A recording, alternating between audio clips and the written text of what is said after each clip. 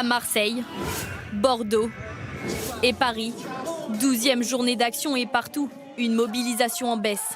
Mais après 3 mois, certains sont encore là, avec en ligne de mire la décision du Conseil constitutionnel attendue demain. On n'a pas fait toutes ces journées pour que demain on nous dise elle est acceptée. C'est pas possible. Dans la capitale, ils étaient 57 000 la semaine dernière, 42 000 aujourd'hui, d'après la préfecture de police. Pour les manifestants, chaque journée de mobilisation a un coût. Bien sûr qu'il y a moins de monde. Bien sûr, c'est dur de perdre son salaire. Il faut continuer à se battre. Il faut que les gens y croient. À Toulouse aussi, la mobilisation s'essouffle. 15 000 manifestants la semaine dernière, 9 000 aujourd'hui. Même constat à Saint-Étienne. Cette aide à domicile a sans doute manifesté pour la dernière fois.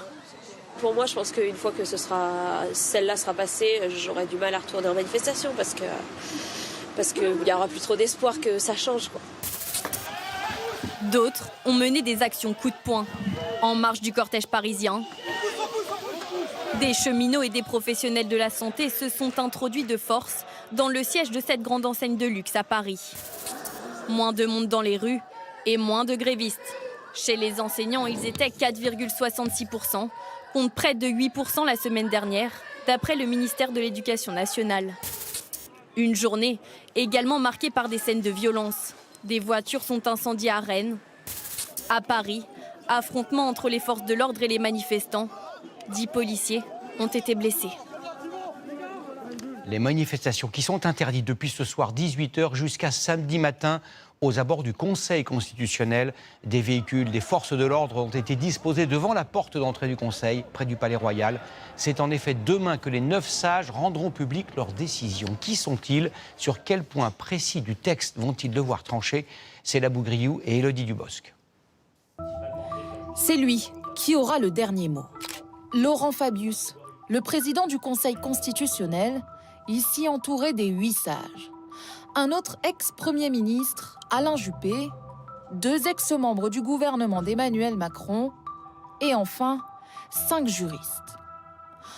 À l'abri des regards, c'est ici, au premier étage de l'aile Montpensier du Palais Royal, qu'ils délibéreront toute la journée, à huis clos. En cas d'égalité, la décision repose sur les épaules du président du Conseil. Que doivent-ils examiner? D'abord, la réforme des retraites pouvait-elle être adoptée via un projet de loi budgétaire? Le temps du débat parlementaire a-t-il été trop limité? Enfin, la création d'un CDI senior est-elle un cavalier législatif n'ayant rien à faire dans un texte financier? Autre point à trancher, la demande de référendum d'initiative partagée, déposée par 252 parlementaires d'opposition, elle vise à abroger cette réforme. Demain, le Conseil publiera sa décision par communiqué vers 18h, mais les détails de la délibération, eux, resteront secrets pendant 25 ans. Côté exécutif, Emmanuel Macron convoquera à l'Élysée les piliers de la majorité ainsi que les ministres concernés par la réforme. Si le texte n'est pas censuré, le président aura 15 jours pour promulguer la loi.